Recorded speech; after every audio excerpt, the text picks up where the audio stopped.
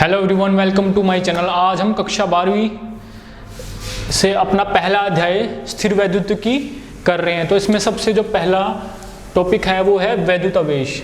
ठीक है, आवेश होता क्या है और कितने प्रकार का होता है, तो इसके बारे में हम स्टार्ट करते हैं। तो आवेश की बात करें तो आवेश का सबसे पहले पता लगाया था एक दार्शनिक था जिसका नाम था थेल्स। थेल्स ने 2500 वर्ष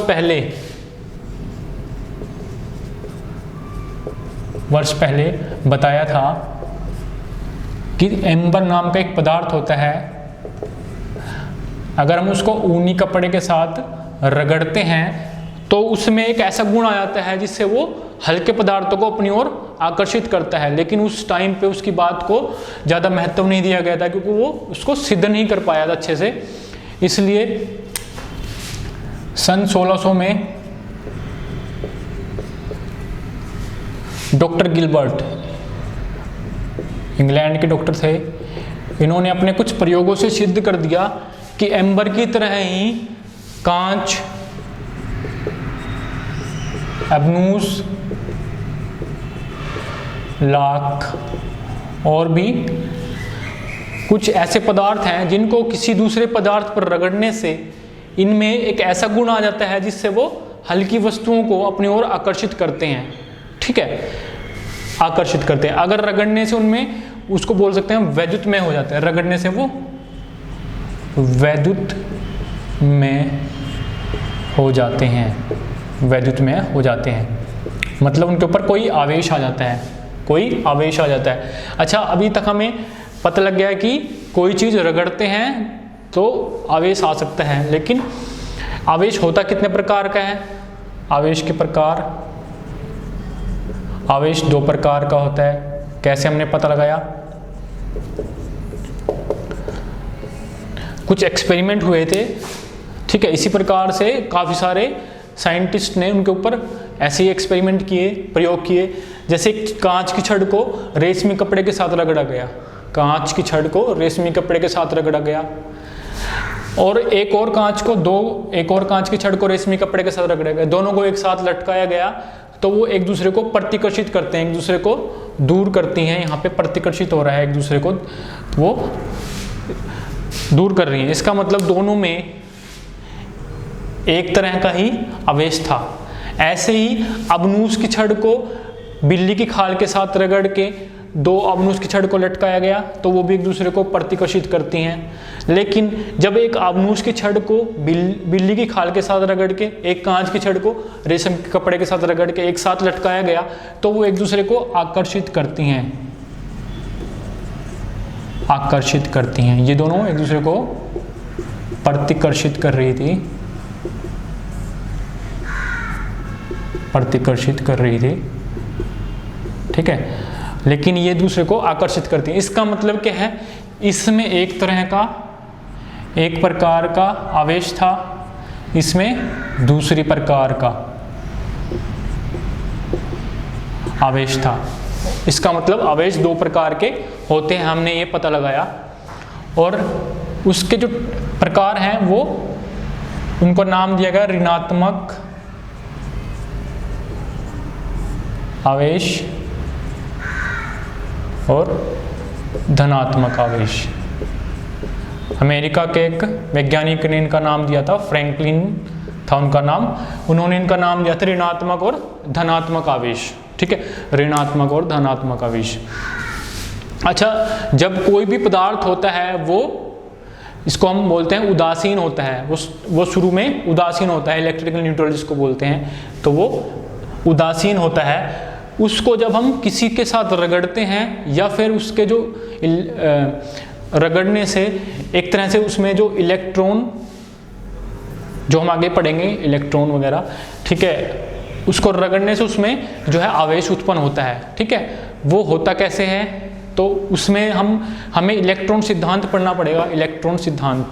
ठीक है, तो इलेक्ट्रॉन सिद्धांत को देख लेते हैं। इलेक्ट्रॉन सिद्धांत, इलेक्ट्रॉन सिद्धांत बोलता है कि कोई भी पदार्थ जो है, कोई भी पदार्थ वो परमाणु से मिलकर बना है, यानी कि उसकी सबसे छोटी जो इकाई होती है वो होती है परमाणु। परमाणु, और परमाणु 3 कणों से मिलकर बना है, 3 कणों से। एक है इलेक्ट्रॉन, दूसरा है प्रोटॉन, तीसरा है न्यूट्रॉन। ठीक है, अब बात कर लेते हैं परमाणु की। तो परमाणु की संरचना ऐसे होती है, इसका जो सबसे ये बीच वाला पार्ट होता है इसको हम बोलते हैं इसका नाभिक। नाभिक, नाभिक के अंदर 2 प्रकार के पदार्थ होते हैं या कण होते हैं, प्रोटॉन और दूसरे न्यूट्रॉन। प्रोटॉन के ऊपर धनात्मक चार्ज होता है और न्यूट्रॉन के ऊपर ये उदासीन होते हैं, इनके ऊपर कोई चार्ज नहीं है, न्यूट्रल होते हैं। ठीक है, इसके चारों तरफ कक्षा में इलेक्ट्रॉन घूमते हैं। ठीक है, जितना प्रोटॉन के ऊपर धनात्मक चार्ज होता है उतने ही उसके चारों तरफ चक्कर लगाने वाले इलेक्ट्रॉनों के ऊपर ऋणात्मक चार्ज होता है। ठीक है, तो अगर हम बात करें किसी भी पदार्थ की या किसी भी परमाणु की, तो वो क्या होता है, न्यूट्रल या उदासीन होता है, उसके ऊपर कोई भी आवेश नहीं होता, कोई भी चार्ज या आवेश उसके ऊपर नहीं होता। ठीक है, तो जब ये अपने जो इलेक्ट्रॉन हैं, जो इसके बाहर कक्षा में घूम रहे इलेक्ट्रॉन हैं, अगर ये किसी और को ये इलेक्ट्रॉन दे दे, इलेक्ट्रॉन दे दे, तो इसके पास जो है इलेक्ट्रॉन की कमी हो जाएगी, इलेक्ट्रॉन की कमी, इलेक्ट्रॉन की कमी। और इलेक्ट्रॉन की कमी ही धनात्मक आवेश उत्पन्न करती है, धनात्मक आवेश। ठीक है, अगर ये इलेक्ट्रॉन ले ले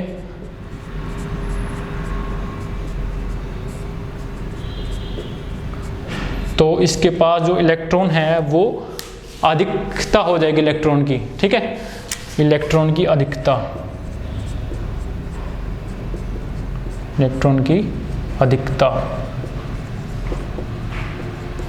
और इलेक्ट्रॉन की अधिकता ही ऋणात्मक आवेश उत्पन्न करती है, ऋणात्मक आवेश। ठीक है, इलेक्ट्रॉन की कमी जो है वो धनात्मक आवेश, और इलेक्ट्रॉन की अधिकता जो है वो ऋणात्मक आवेश उत्पन्न करती है। ठीक है, अब बात कर लेते हैं आवेश के कुछ गुणों के बारे में। आवेश के गुण,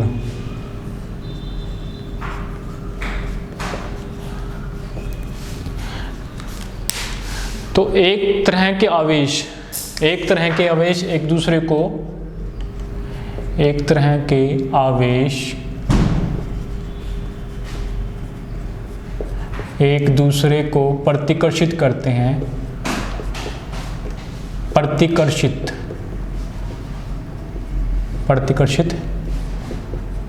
करते हैं, और अलग अलग तरह के आवेश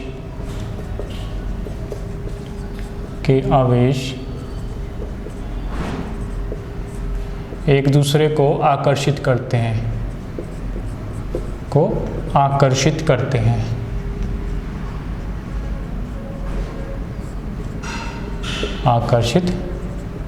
हैं, ठीक है।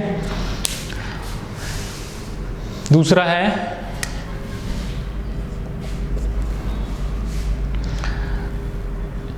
योग का नियम।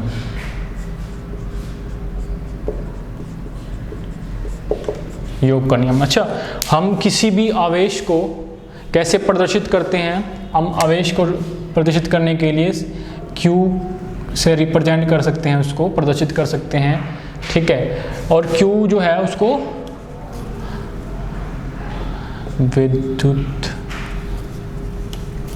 वैद्युत आवेश ठीक है। वैद्युत आवेश जो होता है, वैद्युत धारा, यहाँ से ये फॉर्मूला नोट कर लो, वैद्युत धारा गुना समय, गुना समय। तो वैद्युत आवेश को कैसे रिप्रेजेंट करते हैं या प्रदर्शित करते हैं हम, Q से, वैद्युत धारा को I से और समय को टाइम या T से करते हैं रिप्रेजेंट, प्रदर्शित, ठीक है। ऐसे बोल सकते हैं कि किसी भी सर्किट का या जो अपने घरों में जो आपके सर्किट होते हैं उसका जो आवेश होगा वो 1 कूलम से हम इसको मेजर करते हैं। जैसे हम आलू को केजी में मापते हैं, मापक है, ऐसे ही वैद्युत धारा का एम्पियर होता है मापक, समय का या टाइम का सेकंड होता है, ऐसे ही वैद्युत आवेश का कूलम होता है, ठीक है। तो 1 कूलम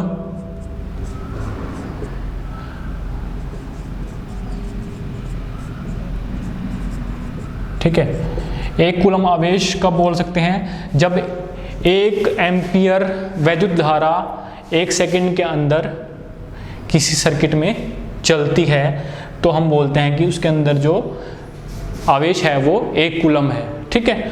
और आवेश को हम Q से प्रदर्शित करते हैं। तो अगर किसी के अंदर अलग अलग 2 Q हैं, 4 आवेश, तो दोनों को ऐड कर सकते हैं, प्लस कर सकते हैं, तो जो टोटल उसका आवेश हो जाएगा वो 2Q हो जाएगा। तो ये योग का नियम होता है जो हम, ठीक है, उसके अंदर ही हमने वैद्युत धारा या वैद्युत आवेश के बारे में भी पढ़ लिया और इसमें ही योग का नियम भी बता दिया कि योग का नियम जो है वो प्लस हो जाता है, ठीक है। तीसरा है हमारा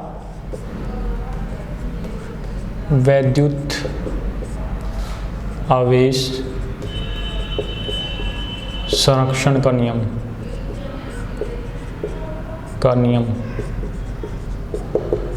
वैद्युत आवेश संरक्षण का नियम क्या होता है, जैसे कि हम ऊर्जा के बारे में बात करते हैं कि ऊर्जा को ना ही हम बना सकते हैं ना ही उसको मिटा सकते हैं, ऐसे ही आवेश को ना हम बना सकते हैं ना ही मिटा सकते हैं। जैसे हमने यहाँ पे कांच की छड़ को रेशम के कपड़े से रगड़ा तो कांच की छड़ पे जो है से कुछ इलेक्ट्रॉन रेशम के कपड़े पर आ गए और रेशम के कपड़े पर इलेक्ट्रॉन की अधिकता की वजह से जो ये ऋणात्मक हो गया और ये धनात्मक हो गया, ठीक है, ऐसे बोल सकते हैं। तो जितने इलेक्ट्रॉन इसने इधर स्थानांतरित किए उतने ही इलेक्ट्रॉन की अधिकता इसके पास हो गई। तो इलेक्ट्रॉन जो थे वो वहीं पे थे, हमने उसको बनाया नहीं है, बस उसको स्थानांतरित किया है। तो ऐसे ही वैद्युत आवेश को हम बना नहीं सकते, हम सिर्फ स्थानांतरित कर सकते हैं, ठीक है। तो एक पदार्थ से दूसरे पदार्थ में वो स्थानांतरित हो सकते हैं, तो हम उसको संरक्षण का नियम बोल सकते हैं। हम इसको बना नहीं सकते, हम इसको एक पदार्थ से दूसरे पे स्थानांतरित कर सकते हैं। जैसे आपने उसकी छड़ को बिजली की खाल से रगड़ा तो इसके ऊपर इलेक्ट्रॉन की अधिकता की वजह से ऋणात्मक और इसके ऊपर धनात्मक आवेश हो गया, ठीक है। चौथा है वैद्युत धारा